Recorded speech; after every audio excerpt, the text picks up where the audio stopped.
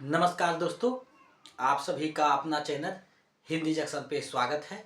मैं परवेश कुमार सिन्हा आप लोगों के बीच उपस्थित हुआ हूँ आज के महत्वपूर्ण वीडियो में। अगर आप बीपीएससी जैसा कि आप देख रहे हैं बीपीएससी 34.0 के टीजीटी पीजीटी यानी हिंदी विषय के किसी भी वर्ग के तैयारी कर रहे हैं, चाहे आप 6 to 8 का कर रहे हो या 9 to 10 का या 11 to 12 का यानी 6 से लेकर के 12 तक हिंदी विषय के किसी भी वर्ग के आप तैयारी कर रहे हैं तो ये वीडियो आपके लिए खास होने वाला है, क्योंकि इसमें हम लोग जो है हिंदी की गद्य विधा आलोचना को देखने वाले हैं। यानी हिंदी की जो गद्य विधा आलोचना है, आलोचना का विकास है, उसी को हम लोग देखने वाले हैं। तो आप लोग वीडियो के अंत तक बने रहिएगा, क्योंकि ये वीडियो जो है आपके लिए खास है। आज का जो लेक्चर है वो 25वां लेक्चर हम लोग देख रहे हैं, यानी इससे पहले 1 से 24 तक करवाया जा चुका है। अगर आप नहीं देख पाए हैं तो वीडियो के डिस्क्रिप्शन में लिंक लगा हुआ है, आप वहां से देख सकते हैं। तो इसी तरह हम लोग क्लास करते रहेंगे रेगुलर, सभी चीज़ें उपलब्ध आपको होती रहेगी। वीडियो के डिस्क्रिप्शन में देखिए Telegram channel, WhatsApp channel, Facebook channel और जो है प्रैक्टिस सेट सभी का लिंक लगा हुआ है, आप वहां से देख सकते हैं, अपनी तैयारी बेहतर कर सकते हैं।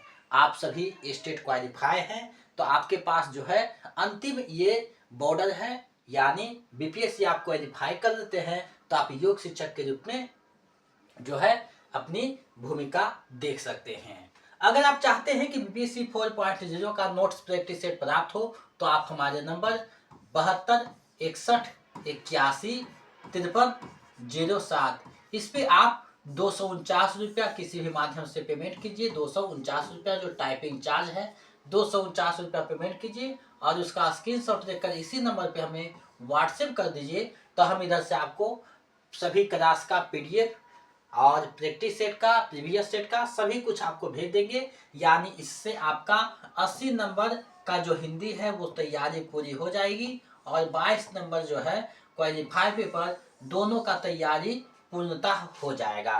तो आप लोग वीडियो के अंत तक बने रहिएगा और इसे जो है प्राप्त करके अपनी तैयारी को बेहतर कर सकते हैं। जैसा आप लोग स्टेट में सफलता पाए हैं बीपीएससी में पाइएगा, लेकिन आपको थोड़ा सा मेहनत जो है अच्छा से करना होगा, क्योंकि यहाँ मेरिट बनेगा। तो आप लोग वीडियो के अंत तक जो है हर एक वीडियो को देखिएगा, जितने भी क्लास हुए हैं 2-3 बार देखिए, प्रैक्टिस सेट को देखिए, ताकि आपका तैयारी बेहतर हो सके। इससे बाहर कुछ भी नहीं रहेगा, यानी सब कुछ जो पढ़ा रहे हैं वही सब चीज़ें पूछी जाती है। तो आप लोग इसको अच्छे से देख लीजिएगा।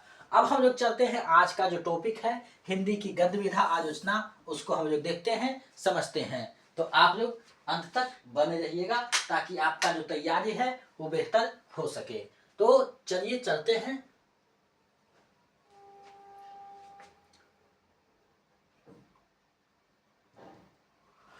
देखिए आपके पास जो है ये खुल करके आ गया है, आलोचना का विकास है, यानी आलोचना का विकास जो है हम लोग देख रहे हैं आज का वीडियो में। यानी आलोचना को हम लोग पढ़ेंगे। इससे पहले 1 से 24 तक बहुत महत्वपूर्ण जो टॉपिक है हो चुका है, और कुछ और गद्य विधाएं हैं जैसे जीवनी है, एकांकी है, ये सारे को भी देखेंगे। तो आप लोग ये नहीं सोचिएगा कि हमको ये नहीं पढ़ाया गया है, आपका संपूर्ण तैयारी बेहतर ढंग से करवाया जाएगा। अब देखिए यहाँ कहा जा रहा है आलोचना को समीक्षा भी कहा जाता है। आलोचना को क्या कहा जाता है? समीक्षा भी कहा जाता है। आलोचना का अर्थ है किसी कृति के मूल्यांकन से है, यानी जब किसी कृति का हम मूल्यांकन करते हैं वही आलोचना हो जाता है। मूल्यांकन की प्रक्रिया मुख्यतः 2 पक्षों पर आधारित होती है। वो कौन कौन सा पक्ष है? तो पहला है सैद्धांतिक पक्ष, दूसरा है व्यवहारिक पक्ष। यानी सैद्धांतिक पक्ष पे करते हैं और व्यवहारिक पक्ष पे करते हैं।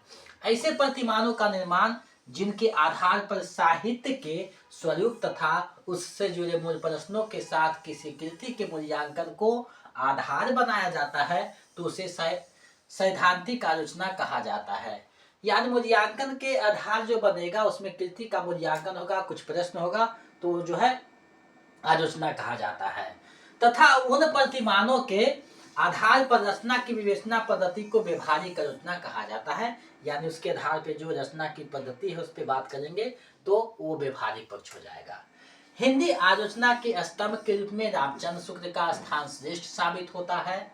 उसी को केंद्र में रखकर अध्ययन की सुविधा हेतु आलोचना को 3 भागों में विभाजित किया जाता है।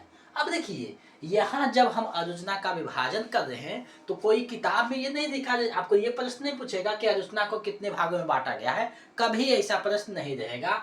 हम अपने अध्ययन की सुविधा हेतु इसे 3 भागों में बांट रहे हैं और केंद्र में किसे रख रहे हैं, तो रामचंद्र शुक्ल को रख रहे हैं, क्योंकि सबसे पहले वैज्ञानिक आलोचना इन्होंने ही जो है अच्छे ढंग से किया है। तो इसी के आधार पर उसने को केंद्र में रख करके हम हिंदी आलोचना को अध्ययन की सुविधा हेतु 3 भागों में बांट रहे हैं, 3 भागों में डिसाइड कर रहे हैं, डिवाइड करते हैं, ताकि हम अध्ययन को बेहतर कर सके। अब देखिए आगे यहाँ बढ़ते हैं तो आलोचना का विभाजन है। अब देखिए आलोचना का जब यहाँ विभाजन किया गया है तो सबसे पहले शुक्ल पूर्व युग होगा, यानी रामचंद्र शुक्ल के पहले का युग, उसके बाद शुक्ल युग हो जाएगा यानी रामचंद्र शुक्ल के युग में, और शुक्लोत्तर युग हो जाएगा यानी रामचंद्र शुक्ल के बाद का युग। अब यही तीनों युगों को हम लोग बारी बारी से देखेंगे और फिर इससे संबंधित जो महत्वपूर्ण एमसीक्यू है, पीवाईक्यू है, उसको देख लेंगे ताकि आपका तैयारी बेहतर हो सके। तो चलिए आगे हम लोग बढ़ते हैं। अब देखिए यहाँ कहा जा रहा है शुक्ल पूर्व युग, यानी रामचंद्र शुक्ल से पूर्व का युग। तो देखिए शुक्ल पूर्व युग को अध्ययन की सुविधा हेतु 2 भागों में बांटा जा सकता है। पहला है भारतेंदु युग, दूसरा है द्विवेदी युग। यानी जब शुक्ल पूर्व युग आता है तो उसको 2 भागों में हम बांट सकते हैं। पहला जो है भारतेंदु युग है और दूसरा जो है द्विवेदी युग है। अब देखिए भारतेंदु हरिश्चंद्र को, यानी भारतेंदु हरिश्चंद्र को आधुनिक युग का प्रथम आलोचक माना जाता है। आप लोग जानते हैं आधुनिक गद्य का जो जन्मदाता है वो भारतेंदु हरिश्चंद्र है। तो आधुनिक युग का जो प्रथम आलोचक है वो भारतेंदु हरिश्चंद्र को माना जाता है। आधुनिक हिंदी का प्रथम सैद्धांतिक आलोचना भारतेंदुकृत नाटक यानी 1883 को माना जाता है। इसमें भारतेंदु ने भारतीय तथा पाश्चात्य नाट्य सिद्धांतों का विश्लेषण किया है। इस काल में पुस्तकों की आलोचना मुख्यतः पत्रकारिता के माध्यम से हुई है। यानी आज की जैसा नहीं है कि हम जब किसी पुस्तक का आलोचना करते थे तो एक मोटी किताब के रूप में देते थे, ऐसा नहीं था। किसी का भी आलोचना है तो पत्रिका में एक आलोचना प्रकाशित किया जाता था। यही जो नाटक रचना है उसके माध्यम से वे सैद्धांतिक आलोचना करते हैं। आगे बढ़ते हैं। देखिए यहाँ जो भी चीजें को हम देख रहे हैं परीक्षा के दृष्टि से जो महत्वपूर्ण है उसी को हम लोग देखते चलेंगे।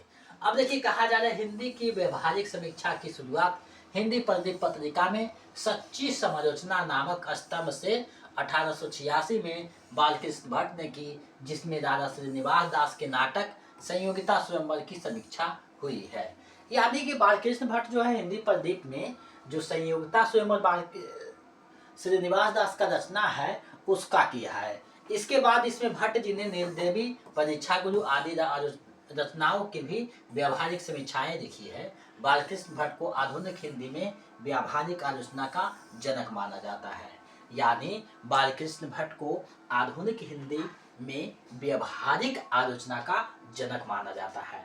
आपको प्रश्न पूछ सकता है कि आधुनिक हिंदी में व्यावहारिक आलोचना का जनक किन्हें माना जाता है, तो बालकृष्ण भट्ट को माना जाता है। इसी तरह से देखिए बीच बीच से आपको प्रश्न उठा सकता है। तो परीक्षा के दृष्टि से जो भी महत्वपूर्ण है उसको हमने यहाँ समाहित किया है और यहाँ से जो छूट जाएगा उसको नीचे पीवाईक्यू में देख लेंगे। अगर वहाँ से भी कोई पॉइंट छूट गया उसको हम लोग प्रैक्टिस सेट में देख लेंगे।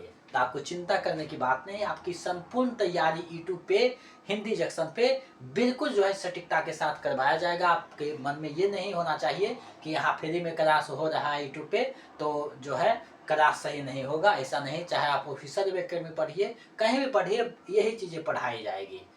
देखिए आगे कहा जा रहा है कि बद्री नारायण चौधरी प्रेमधन ने आनंद कादम्बनी पत्रिका में सन 1885 में बाबू गदाधर सिंह कृत जो है बंग विजेता नामक बंगला उपन्यास के हिंदी अनुवाद की तथा 1886 में राजा श्रीनिवास दास की संयुक्ता स्वयंवर की आलोचना की। यानी कि ये बद्री नारायण चौधरी जो है आनंद कादम्बनी में ऐसा करते हैं। रामचंद्र शुक्ल लिखते हैं कि समालोचना का सूत्रपात हिंदी में एक प्रकार से भट्ट जी और चौधरी साहब ने ही किया है। यानी बालकृष्ण भट्ट और चौधरी यानी बद्री नारायण चौधरी ने ही किया है। ऐसा मानने वाले कौन हैं? तो रामचंद्र शुक्ल जो मानते हैं, यानी समालोचना का जो सूत्रपात है यही दोनों किया है। ऐसा कौन मानते हैं? तो रामचंद्र शुक्ल मानते हैं। अब हम लोग आगे बढ़ते हैं। आगे क्या है? तो द्विवेदी युग है। अब देखिए, द्विवेदी युग में कहा जा रहा है कि इस युग के सर्वाधिक महत्वपूर्ण आलोचक महावीर प्रसाद द्विवेदी थे। यानी द्विवेदी युग के जो आलोचक थे मुख्यतः महावीर प्रसाद द्विवेदी थे। समालोचना समुच्चय नामक शीर्षक से अपने 20 समालोचना का संकलन 1930 ईस्वी में प्रकाशित किया है। अब देखिए, यहीं से पुस्तक जो है बनने लगता है, यानी 20 जो समालोचना है उसका संकलन करते हैं 1930 में। इन्होंने सैद्धांतिक पक्ष में इतिवृत्तात्मकता और नैतिक आदर्शवादी मान्यताओं को अत्यधिक महत्व दिया। द्विवेदी जी को प्रथम लोकवादी आचार्य माना जाता है। अब द्विवेदी युग को क्या है? प्रथम लोकवादी आचार्य माना जाता है, क्योंकि ये इतिवृत्तात्मकता को प्राथमिकता देते हैं। और द्विवेदी युग का जो महत्वपूर्ण प्रवृत्ति है इतिवृत्तात्मकता है। रामचंद्र शुक्ल ने सर्वप्रथम आलोचक के रूप में महावीर प्रसाद द्विवेदी का मूल्यांकन किया है। यानी ये जो है सर्वप्रथम आलोचक के रूप में महावीर प्रसाद द्विवेदी का मूल्यांकन करते हैं। आगे बढ़ते हैं, कुछ बिंदु और है उसको देख लेते हैं। आगे देखिए, कहा जा रहा है कि पदम सिंह शर्मा ने बिहारी और फारसी कवि सादी की तुलनात्मक आलोचना सरस्वती पत्रिका में की है। यानी पदम सिंह शर्मा जो है वो बिहारी और फारसी जो कवि सादी है दोनों का तुलनात्मक आलोचना सरस्वती पत्रिका में करते हैं। सन 1910 में मिश्र बंधुओं ने प्रसिद्ध आलोचना ग्रंथ हिंदी नवरत्न की रचना की। अब देखिए, हिंदी नवरत्न से आपका जो है बहुत प्रश्न बनता है, तो हिंदी नवरत्न का स्पेशल एक जो है हम वीडियो बना दिए हैं। आप हमारे चैनल पे हिंदी नवरत्न जो है, यानी हिंदी जो नवरत्न है 1910 में जिसका प्रकाशन होता है मिश्र बंधुओं के द्वारा, उससे संबंधित पूछा जाता है कि किस कवि को स्थान मिला है, किसको नहीं मिला है, किसको जो है कौन कवि के रूप में रखा गया है। यानी हिंदी नवरत्न से एक वीडियो बना हुआ है। आगे भी जब क्लास होगा, यानी बीच बीच में ऐसे वीडियो हम बनाते रहेंगे, तो आपको उसको भी देखते चलना है, क्योंकि हो सकता है वहाँ से भी प्रश्न पूछा जाए। क्योंकि बीपीएससी बिना सिलेबस का एग्जाम देती है, तो आपको सब कुछ देखना होगा। यानी कि एक एक चीज को आपको ध्यान में रखते हुए चलना होगा। अब आगे बढ़ते हैं, तो शुक्ल पूर्व युग की जो आलोचना एवं आलोचक है उसको हम लोग देख लेते हैं। तो पदम सिंह है आलोचक, इनकी आलोचना है बिहारी सत्संग तुलनात्मक अध्ययन। कृष्ण बिहारी मिश्र का है देव और बिहारी। राजा भगवान दिन का है बिहारी और देव अलंकार मंजूषा व्यंगार्थ मंजूषा। कन्हैया लाल पोदार का है काव्य कल्प द्रुम रस मंजरी अलंकार मंजरी। विश्वनाथ प्रसाद मिश्र का है काव्यांग कौमुदी। अयोध्या सिंह उपाध्याय हरिऔध का जो रचना है वो रस का रस है। आगे है श्याम सुंदर दास का साहित्य रोचन है, भाषा विज्ञान है, हिंदी भाषा का विकास है, हिंदी भाषा और साहित्य है, रूपक रहस्य और भाषा रहस्य है। तो ये सारे जो है शुक्ल पूर्व युग के। अब हम लोग जो है शुक्ल युग में आते हैं। तो देखिए, कहा जा रहा है कि शुक्ल युगीन हिंदी आलोचना में केंद्रीय समीक्षक आचार्य शुक्ल हैं। इन्हें हिंदी में वैज्ञानिक आलोचना का अनुसंधान करता माना जाता है। अब आपको पूछेगा कि हिंदी के प्रथम जो वैज्ञानिक आलोचक थे वो कौन थे? तो रामचंद्र शुक्ल थे। ऊपर में हम भी चर्चा इसका किए हैं। काव्य में रहस्यवाद इनकी जो है प्रथम सैद्धांतिक आलोचना माना जाता है। रस मीमांसा तथा चिंतामणि इनकी अन्य सैद्धांतिक आलोचना है। यानी चिंतामणि निबंधों का संग्रह है, लेकिन ये आलोचनात्मक निबंध है। ये आप देख लीजिएगा, निबंध जब पढ़िएगा चिंतामणि तो आपको खुद समझ में आ जाएगा। अब जो है शुक्ल युग की आलोचना एवं आलोचक है उसको हम लोग देखते हैं। तो रामचंद्र शुक्ल आते हैं, इनकी रचना है गोस्वामी तुलसीदास, जायसी ग्रंथावली, भरमर गीत सार आदि। उसके बाद गोदाब राय का है नवरस है, सिद्धांत और अध्ययन है, काव्य के रूप है। कुछ और महत्वपूर्ण है उसको हम लोग देख लेते हैं। सुजगान त्रिपाठी निराला भी आलोचना लिखे हैं, मेरे गीत और करा, रविंद्र कविता कानन, पंत और पल्लव प्रबंध पद्य। रमाशंकर शुक्ल रसाल का है अलंकार पीयूष, आलोचना दरस है, नट्य दर्पण है। सुमित्रानंद पंत का है गद्य पद्य, शिल्प और दर्शन, छायावाद, पुनर्मूल्यांकन। छायावाद पुनर्मूल्यांकन जो है एग्जाम में ज्यादा पूछा जाता है, इसको अच्छे से देख लीजिएगा। डॉक्टर राम कुमार वर्मा का है साहित्य शास्त्र, साहित्य समालोचना। उसके बाद लक्ष्मी नारायण सुधांशु का है काव्य में अभिव्यंजनावाद, जो कि एग्जाम में पूछा जाता है। तो ये जो है शुक्र युग के जो आलोचक और आलोचना था उसको हमने यहाँ दिखाया है। अब हम लोग आगे बढ़ेंगे तो शुक्रोत्तर युग में पहुंचेंगे, यानी शुक्र युग के बाद का युग। अब यहाँ पे जो है क्षेत्र आलोचना का बढ़ जाता है। अब क्षेत्र बढ़ता है तो नए नए आलोचक जो है यहाँ पे आते हैं। शुक्र जी के बाद हिंदी में स्वच्छंदतावादी समीक्षा की शुरुआत हुई, जो मोटे तौर पर शुक्र जी की धारणाओं का प्रतिपक्ष है। विभिन्न विचारधाराओं के आगमन के साथ साथ नई समीक्षा पद्धति, जिनमें स्वच्छंदतावादी समीक्षा, प्रगतिवादी समीक्षा, मनोविश्लेषणवादी समीक्षा और नई समीक्षा प्रमुख है। हिंदी स्वच्छंदतावादी समीक्षा मुख्यतः 3 आलोचक शामिल है, जिसमें शांति प्रिय द्विवेदी, नंद दुलारे वाजपेयी और नगेंद्र है। अब देखिए यहाँ से आपको प्रश्न पूछ सकता है हिंदी में स्वच्छंदतावादी आलोचक कौन हैं? तो देखिए शांति प्रिय द्विवेदी, नंद दुलारे वाजपेयी और डॉक्टर नगेंद्र, ये सभी जो है स्वच्छंदतावादी आलोचक है। अब देखिए आगे है प्रगतिवादी। प्रगतिवादी समीक्षा के प्रमुख जो आलोचक है उसमें शिवदान सिंह चौहान है, प्रकाश चंद्र गुप्त है, रामविलास शर्मा है, मुक्तिबोध है, नामवर सिंह है और अमृत राय है। अब देखिए यहाँ मुख्यता दिया गया है, ऐसा नहीं है कि यही है, और भी है, आदि किया होगा मतलब और भी हैं। अब आपको पूछ सकता है कि इनमें से कौन जो है प्रगतिवादी। अब देखिए प्रगतिवादी का एक अन्य नाम क्या है, तो मार्क्सवादी भी हो जाता है, मार्क्सवादी। तो प्रगतिवादी या मार्क्सवादी आलोचक का जब भी चर्चा करेगा तो शिवदान सिंह चौहान, प्रकाश चंद्र गुप्त, रामविलास शर्मा, मुक्तिबोध, नामवर सिंह और अमृत राय, इन पांचों का नाम जो है बहुत, ये छहों का जो नाम है अब सबसे पहले आपको लिया जाएगा। उसके बाद आगे बढ़ते हैं तो हिंदी में मनोविश्लेषणवादी आलोचना का जो जनक है ईराचंद्र जोशी को माना जाता है। ईराचंद्र जोशी जो है मनोविश्लेषणवादी आलोचक के जनक हैं। अब प्रमुख जो मनोविश्लेषणवादी आलोचक है उनमें ईराचंद्र जोशी, अज्ञे और देवराज उपाध्याय तथा डॉक्टर नगेंद्र। अब देखिए डॉक्टर नगेंद्र जो है वो प्रगतिवादी में कम, यानी वहां आपका स्वच्छंदतावादी में कम, डॉक्टर नगेंद्र का जो है मनोविश्लेषणवादी में भी नाम लिया जाता है, यानी दोनों जगह ये है, तो ये कंफ्यूजन नहीं रहना है। ईराचंद्र जोशी अज्ञे, देवराज उपाध्याय और डॉक्टर नगेंद्र जो है मनोविश्लेषणवादी है। इसके बाद नई समीक्षा के जो सक्रिय आलोचक है, नई समीक्षा का जो सक्रिय आलोचक है उसमें लक्ष्मीकांत वर्मा, विजय देव नारायण शाही, धर्मेंद्र भारती, रामस्वरूप चतुर्वेदी जो है आगे आते हैं। तो ये जो है सभी समीक्षा की पद्धतियां हैं जो यहाँ दिया गया है। अब शुक्रोत्तर युग की जो प्रमुख आलोचना एवं आलोचक है उसको देखिएगा। यहाँ सबसे ज्यादा आलोचना हुआ है क्योंकि इसमें समकालीन आलोचना भी आ जाता है, यानी समकालीन आलोचना जहाँ से एग्जाम में ज्यादा प्रश्न पूछा जाता है उसको भी हम लोग देखते चलते हैं। आलोचक है और यहाँ आलोचना उनकी रचना है। तो देखिए नंद दुलारे वाजपेयी का है साहित्य का आधुनिक युग, आधुनिक साहित्य सृजन और समीक्षा, नया साहित्य नए प्रश्न। नया साहित्य नए प्रश्न जो है एग्जाम में ज्यादा देता है, नंद दुलारे वाजपेयी का है, तो ये ध्यान में रखिएगा। उसके बाद डॉक्टर नगेंद्र आते हैं, इनका है साकेत एक अध्ययन, नई समीक्षा नए संदर्भ, कामायनी एक अध्ययन की समस्याएं, भारतीय काव्य शास्त्र की भूमिका, साहित्य का समाजशास्त्र। तो ये डॉक्टर नगेंद्र का है, बहुत ज्यादा एग्जाम में आता है, तो इनकी सभी जो समीक्षा है अपने आप में महत्वपूर्ण है। आगे बढ़ते हैं तो हजारी प्रसाद द्विवेदी का आता है जिसमें सुर साहित्य है, कबीर है, कालिदास के रचित योजना और सहज साधना है। उसके बाद डॉक्टर देवराज का है, इनकी जो बहुत प्रसिद्ध है छायावाद का पतन है और आधुनिक समीक्षा है, जिसमें छायावाद का पतन सबसे ज्यादा एग्जाम में पूछा जाता है।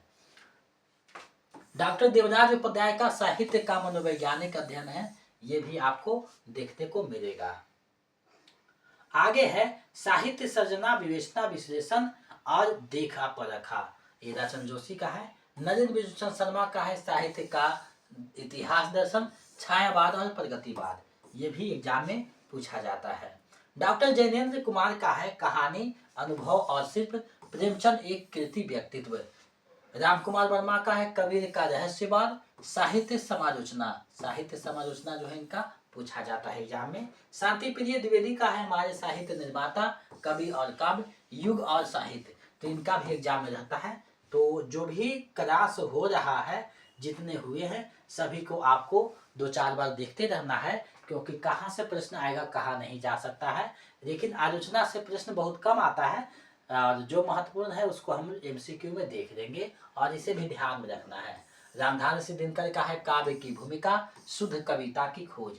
रामविलास शर्मा का देखिए सबसे ज्यादा पूछा जाता है और पूछा भी जा चुका है। साहित्य और संस्कृति है, प्रगतिशील साहित्य की समस्याएं हैं, आस्था और सौंदर्य है, निराला की साहित्य साधना है, नई कविता और अस्तित्ववाद। तो ये जो है रामविलास शर्मा का है। मुक्तिबोध का भी पूछा जाता है, कमायनी एक पुनर्विचार, नई कविता का आत्मसंघर्ष, नए साहित्य का सौंदर्य शास्त्र। तो ये जो है एग्जाम में ज्यादा पूछा जाता है, तो इसको आप लोग देख लीजिएगा। शिवदास सिंह चौहान का है साहित्य की परख, हिंदी साहित्य का 80 वर्ष, साहित्य की समस्याएं। अमृत राय आगे आते हैं, तो इनका जो आलोचना है, नई समीक्षा, विचारधारा और साहित्य है। लक्ष्मीकांत वर्मा का नई कविता के प्रतिमान, नए प्रतिमान पुराने निकष। तो देखिए ये ध्यान में रखिए, नई कविता के प्रतिमान और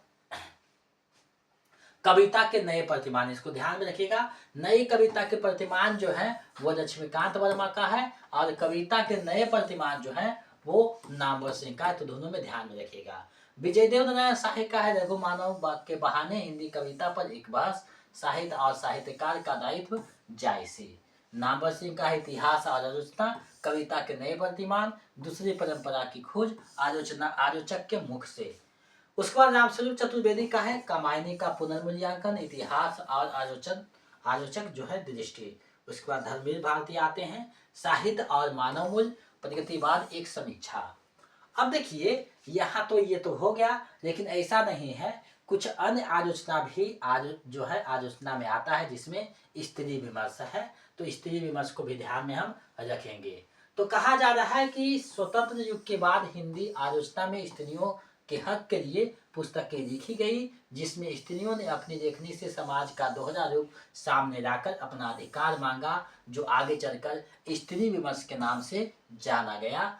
इसमें महिलाओं के साथ साथ पुरुष रचनाकार भी शामिल हैं। ऐसा नहीं है कि स्त्री विमर्श में सिर्फ महिला शामिल है, पुरुष के रचनाकार भी शामिल किया जाता है, यानी कि जो स्त्री का बात करते हैं। अब देखिए प्रमुख जो आलोचक ना है स्त्री विमर्श के, उसको हम देखते हैं। परवा खेतान का है उपनिवेश में स्त्री, अनामिका का है स्त्रीत्व का मानचित्र, स्त्री विमर्श का लोक पक्ष। नासिरा शर्मा का है औरत के लिए औरत, रमनिका गुप्ता का स्त्री मुक्ति संघर्ष और इतिहास। मैत्रेयी पुष्पा का है खोरी किरगियां, सुनो मालिक सुनो, तब्दीली निगाहें एग्जाम में बहुत बार आ चुका है। आगे बढ़ते हैं तो ममता कालिया का है खाटी घरेलू औरत, गीताश्री का है नागपाश में स्त्री। कुछ और है उसको हम लोग देख लेंगे, क्योंकि परीक्षा की दृष्टि से जो महत्वपूर्ण है सभी को देंगे। कात्यायनी का है दुर्ग द्वार पर दस्तक, और मृणाल पांडे का है परिधि पर स्त्री, जहां औरतें गढ़ी जाती है स्त्री देश की राजनीति से देह की राजनीति तक। तो ये जो है मृणाल पांडे का है। अब देखिए बात होता है कि जब हम स्त्री का बात कर चुके हैं स्त्री विमर्श का, तो एक नए जो विमर्श है ये दलित विमर्श भी स्थापित होता है, यानी दलित विमर्श पर भी आलोचनात्मक ग्रंथ लिखे गए हैं।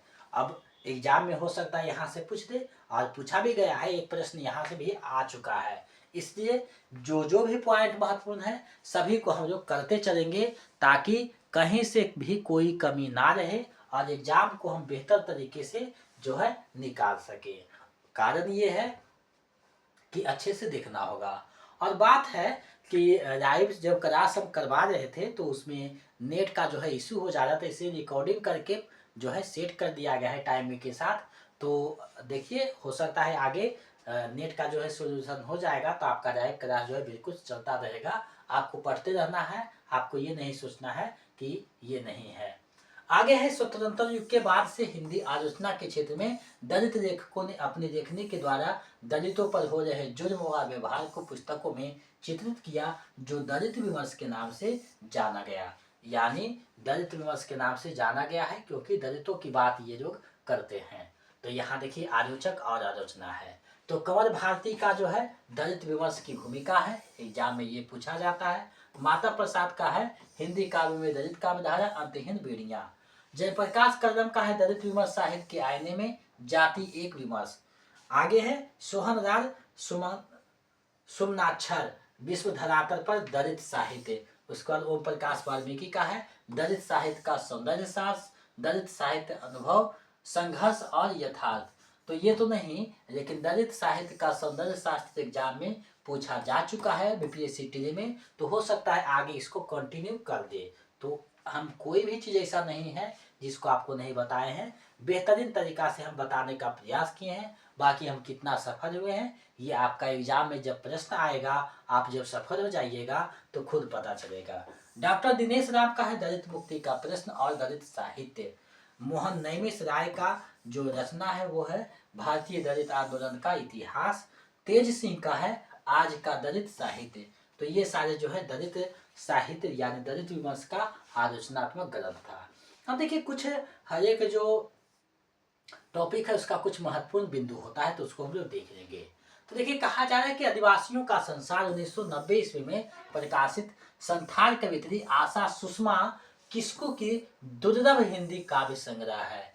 ये पूछा जा सकता है कि जो आदिवासियों का संसार है वो किसका है, तो आशा जो सुषमा है उनका है। डॉक्टर नामवर सिंह को उनकी आलोचनात्मक कृति कविता के नए प्रतिमान पुस्तक के लिए साहित्य अकादमी पुरस्कार प्रदान किया गया है।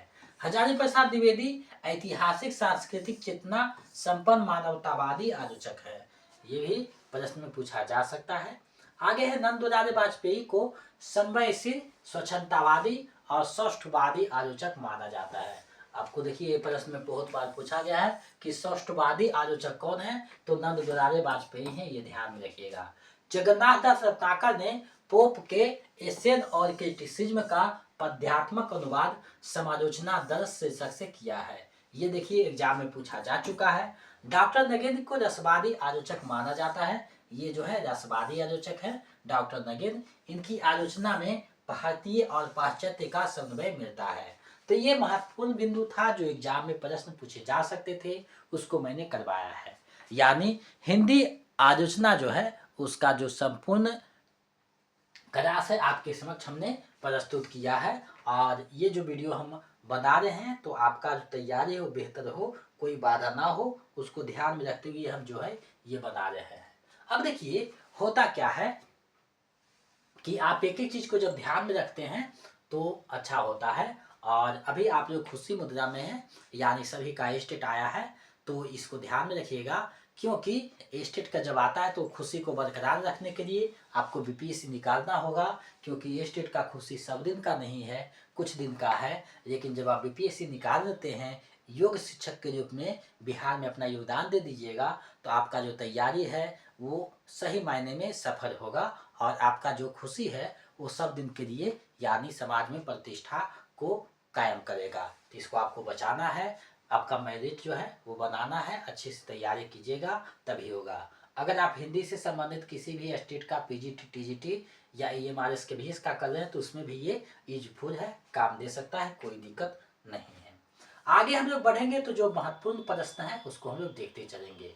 तो यहाँ देखिए प्रश्न पूछा गया है कि प्रगतिशील साहित्य की समस्याएं नामक ग्रंथ के लेखक का नाम क्या है।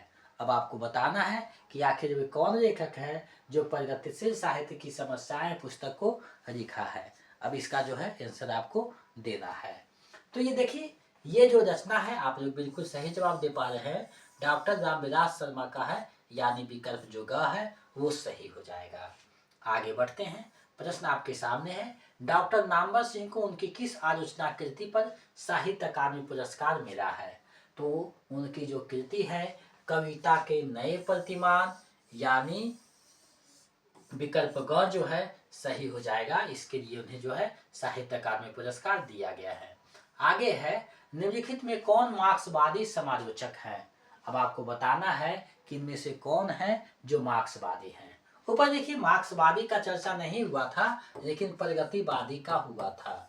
प्रगतिवादी का हुआ था, तो प्रगतिवादी हिंदी में मार्क्सवादी है। तो रामविलास शर्मा, नामवर सिंह और सिद्धांत सिंह चौहान तीनों का नाम जो है इसमें आएगा। इसलिए विकल्प घ जो है इसका सही आंसर हो जाएगा, यानी उपयुक्त में से एक से अधिक। अब देखिए ये जो घ और अंगा विकल्प है आपको सबसे ज़्यादा डिस्टर्ब करेगा, सबसे ज़्यादा जो है आपको कमज़ोर करेगा। तो इससे आपको निपटने के लिए सटीक जानकारी रहना जरूरी है, तभी आप इस एग्ज़ाम को निकाल सकिएगा, वरना बहुत इजी प्रश्न भी आपको गलत हो जाएगा।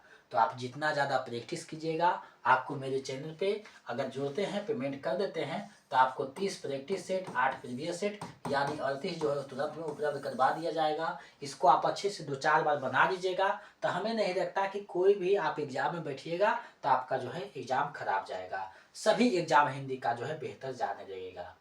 अब आगे हम लोग बढ़ते हैं। तो आलोचक के मुख से किस आलोचक के व्याख्यानों का संग्रह है?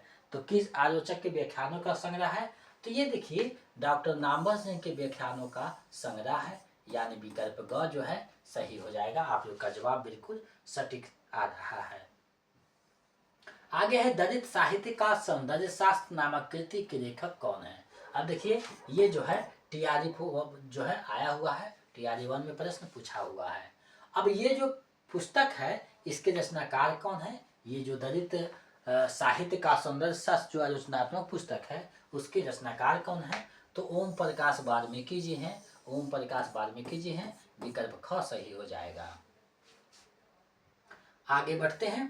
प्रश्न है स्त्री विमर्श पर आधारित तब्दील निगाहें किस लेखिका की कृति है?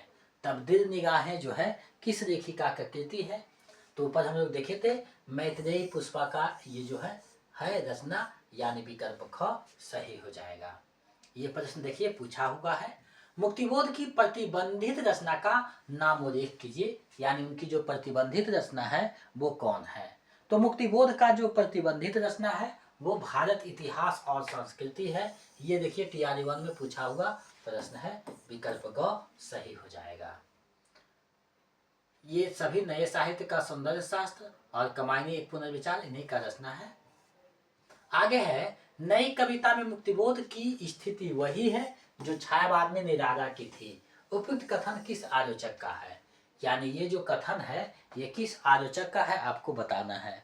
तो देखिए ये जो कथन है ये डॉक्टर नामवर सिंह का आलोचनात्मक कथन है। विकल्प ख जो है सही हो जाएगा। यही सब देखिए प्रश्न एग्जाम में आपको रहेगा, अलग से कुछ नहीं रहेगा। जिसके पास उच्च कोटि के विचार नहीं है, भावावेश नहीं है, यथार्थ का गहरा ज्ञान नहीं है, वह कला को निखारने की कोशिश करके उत्कृष्ट साहित्य नहीं रच सकता। उपयुक्त कथन किस आलोचक का है? यानी ये जो कथन है ये किस आलोचक का है आपको बताना है। तो देखिए ये जो कथन है ये रामविलास शर्मा का कथन है, जो एग्जाम में कभी कभी एग्जाम में देखने को मिलता है। तो विकल्प क जो है सही हो जाएगा। आगे देखिए प्रश्न है उसको हम लोग देखते चलेंगे। निम्नलिखित आलोचकों को उनकी कृतियों में कौन सुमेलित नहीं है? यानी कौन सी रचना जो है सुमेलित नहीं है आपको बताना है। अब देखिए लक्ष्मीकांत वर्मा का नई कविता के प्रतिमान है। देवराज का छायावाद का पतन है। तो छायावाद का पतन जो है देवराज का जो है नहीं है। रामविलास शर्मा का आस्था और सौंदर्य है। तो ये ध्यान में रखिएगा छायावाद का पतन जो है इनका नहीं है। तो विकल्प ख इसका सही आंसर हो जाएगा। ऊपर में इसका जो है विस्तार से चर्चा किया गया है। इनमें से किसे सौष्ठवादी आलोचक माना जाता है?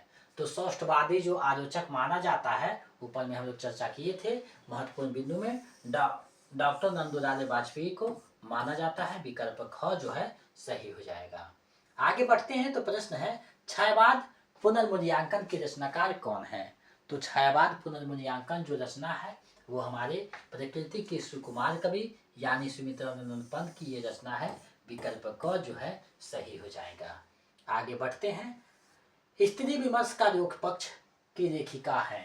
स्त्री विमर्श का जो लोक पक्ष है उसकी लेखिका कौन है आपको बताना है। तो ये अनामिका जी का रचना है। अनामिका जी की रचना है। विकल्प क सही हो जाएगा। सभी महत्वपूर्ण प्रश्न ये यहाँ दिए गए हैं। और भी प्रश्न बनते हैं जो आपको प्रैक्टिस सेट में दिखाई देगा। इनमें से कौन रामविलास शर्मा का आलोचनात्मक ग्रंथ नहीं है? आपको बताना है कि इनमें से कौन जो है आलोचनात्मक ग्रंथ नहीं है। अब इस पे देखिए आप एक एक चीज को देखिएगा तब समझ में आएगा कि आखिर ये जो रचना है वो सही कहता क्या है। तो देखिए आस्था और सौंदर्य नई कविता और अस्तित्ववाद, उसके बाद साहित्य और संस्कृति। तो सभी तो इन्हीं का है ना, नहीं है तो उपयुक्त में से कोई नहीं का हो जाएगा, यानी कि विकल्प जो अंगा है वो सही हो जाएगा। आस्था और सौंदर्य, नई कविता और अस्तित्ववाद और साहित्य और संस्कृति इन्हीं की रचना है। तो इसका जो नहीं पूछ रहा है तो इसका जो सही आंसर है वो क्या हो जाएगा, यानी 14 का जो सही आंसर है वो विकल्प अंगा हो जाएगा। उपयुक्त में से कोई नहीं है क्योंकि सभी इन्हीं का रचना है। अब हम लोग आगे बढ़ते हैं, देखते हैं कि आगे प्रश्न क्या है। नई समीक्षा नए संदर्भ के रचनाकार कौन है। नई समीक्षा नए संदर्भ, तो ये देखिए डॉक्टर नगेंद्र जी का है, नई समीक्षा नए संदर्भ। विकल्प जो ग है वो सही हो जाएगा। नई समीक्षा नए संदर्भ इन्हीं की जो है वो रचना है। ये एग्जाम में पूछा जा सकता है, VVI प्रश्न है। आगे बढ़ते हैं। तो निराला की साहित्य साधना पुस्तक के लेखक कौन है। तो निराला की जो साहित्य साधना है वो किनकी रचना है आपको बताना है। निराला की साहित्य साधना जो रचना है वो किनका है, तो ये रामविलास शर्मा जी का रचना है, यानी विकल्प जो ख है वो सही हो जाएगा। रामविलास शर्मा का ये जो है रचना है जो एग्जाम में पूछा जाता है। आगे बढ़ते हैं, प्रश्न आपके सामने है। भ्रमर गीत सार का संपादन किसने किया है। तो भ्रमर गीत सार जो है वो किनका है, रामचंद्र शुक्ल का है, जो सूरदास के जो रचना है उसको संपादित किया है। आगे है, औरत के लिए औरत आलोचनात्मक पुस्तक के रचनाकार कौन है। तो औरत के लिए औरत जो रचना है वो किनका है, ऊपर चर्चा हुआ था, नासिरा शर्मा जी का है, यानी विकल्प ग जो है सही हो जाएगा। आगे बढ़ते हैं, कुछ और प्रश्न है उसको देख लेते हैं। मनोविश्लेषणवादी आलोचक हैं तो कौन कौन है। तो ऊपर चर्चा हुआ था, हीराचंद जोशी है, अज्ञे हैं, देवराज उपाध्याय, यानी सभी हैं। तो विकल्प घ जो है इसका सही आंसर हो जाएगा, यानी उपयुक्त में से एक से अधिक। आगे बढ़ते हैं, इस वीडियो का अंतिम और 20वां प्रश्न देखते हैं। साहित्य रोचन के रचनाकार कौन है। साहित्य रोचन जो रचना है तो उसके रचनाकार कौन है। तो देखिए ये जो पुस्तक है उसके रचनाकार डॉक्टर श्याम सुंदर जी हैं, यानी विकल्प ग जो है सही हो जाएगा। तो आज हमने आपको हिंदी की गद्य विधा जो आलोचना है, जो हिंदी की गद्य विधा आलोचना है उसको मैंने बेहतरीन तरीका से बताने का प्रयास किया है। एक छोटा सा प्रयास है, क्योंकि आप जब इसको अच्छे से कीजिएगा, जब आपका रिजल्ट हो जाएगा तब ये बड़ा हो जाएगा। तो आप लोग इसको जितना ज़्यादा हो सके, जितने भी क्लास हुए हैं बेहतरीन तरीका से, एक बार नहीं, 2 बार नहीं, 3 बार नहीं, देखते रहना है ताकि आपका रिवीजन होता रहे। और साथ ही साथ प्रैक्टिस सेट जितने भी करवाए जा चुके हैं या करवाए जाएंगे आपको प्रैक्टिस सेट बनाते रहना है, क्योंकि ये एग्ज़ाम आपके लिए महत्वपूर्ण है और मेरिट बनाना आपका जो है ज़रूरी है। तो मेरिट बनने के लिए आपको बेहतरीन तरीका से पढ़ना होगा। तो ये जो 20 में आप कितना सही हुआ है हमें कमेंट कीजिए, ताकि हम समझ सकें कि आपका तैयारी कैसी चल रही है। तो आप लोग इसको कमेंट कर दीजिएगा, हम देख लेंगे। अब आपके लिए एक स्पेशल प्रश्न है, आप इसका जल्दी से जवाब दीजिएगा। काव्य में रहस्यवाद किसकी रचना है। काव्य में रहस्यवाद जो रचना है वो किसकी रचना है। तो जल्दी से आप लोग इसका जो है जवाब दीजिएगा, काव्य में रहस्यवाद किसकी रचना है। बिल्कुल सही, कुछ लोगों का जवाब भी आ गया है, यानी ये जो है हमारे रामचंद्र शुक्ल जी का ये रचना है। रामचंद्र शुक्ल जी का ये रचना है जो कि यहाँ पे दिया हुआ है, काव्य में रहस्यवाद इनकी पहली रचना माना जाता है। तो ये जो है रामचंद्र शुक्ल का है। तो आप लोग बिल्कुल सटीक तैयारी आप कर रहे हैं, इसी तरह आप लोग करते रहिएगा और हम जो है आपके समक्ष उपस्थित होते रहेंगे नए नए जो है टॉपिक का वीडियो लेकर। तो आपका जो हिंदी साहित्य है वो 25 क्लास हो चुका है, लगभग 10 क्लास और करेंगे। इसके बाद जो है प्रैक्टिस सेट पे ज़्यादा जोर दिया, जिसमें हमको लगता है कि 6 प्रैक्टिस सेट हो चुका है। उसके बाद व्याकरण के भी क्लास आपको करवाया जाएगा, व्याकरण के भी टॉपिक को देखेंगे। तो संपूर्ण तैयारी आपको करवाई जाएगी। और देखिए मॉक टेस्ट में हम लगे हुए हैं, मॉक टेस्ट जो आपका करवाएंगे। तो लगभग 150 प्रश्नों का मॉक टेस्ट होगा, जिसमें सभी जो एग्ज़ाम के प्रश्न हैं हिंदी के जो क्वालिफाई पेपर हैं, जो 40 नंबर आते हैं जीके जीएस का वो भी रहेगा, और हिंदी का सभी मिलाकर के ये जो 150 प्रश्न होता है सभी का करवाया जाएगा, उसकी सूचना दिया जाएगा। अभी जो है टाइपराइटर की समस्या है, टाइप नहीं हो पा रहा है, तो देखिए जल्दी ही इसको कोशिश करेंगे कि बेहतर तरह से प्रस्तुत किया जाए। और हम कोशिश करेंगे कि अभी नहीं, सबसे पहले आपको 10 से 15 मॉक टेस्ट उपलब्ध करवाएंगे और धीरे धीरे इसकी संख्या हो सकता है बढ़ती जाएगी। आपकी जो तैयारी है संपूर्ण बेहतरीन तरीका से हो जाएगा। आपको किंतु चूंकि परंतु की कोई बात नहीं है, आपको क्लास करना है, प्रैक्टिस करना है, जितने भी करवाते हैं उतना बेहतरीन तरीका से कर लीजिएगा। आपका हिंदी के लिए बेहतरीन तैयारी हो जाएगा, कोई भी दिक्कत नहीं है। आप 3.0 या 2.0 बात करें तो 2.0 में जो चौथा नंबर है, दूसरा नंबर है, 8वां नंबर है, 7वां नंबर है, सब हिंदी जंक्शन के हैं। 3.0 में भी आप देखिएगा बहुत सारे जो है ज्वाइनिंग किए हुए, ये हम खुद नहीं बोलते, आप कोई भी स्कूल जाइए, हिंदी के टीचर होंगे तो हिंदी जंक्शन से लगभग आपका 75% पढ़े हुए होंगे, तो आप ये देख सकते हैं। तो अभी तक लगभग हिंदी जंक्शन से 4000 प्लस जो है टीचर के रूप में अपना योगदान दे रहे हैं। अब ये 4.0 में ये संख्या हम चाहते हैं कि 6000 हो जाए प्लस, ताकि हिंदी जंक्शन दिन पर दिन परिवार जो है आगे बढ़ता रहे।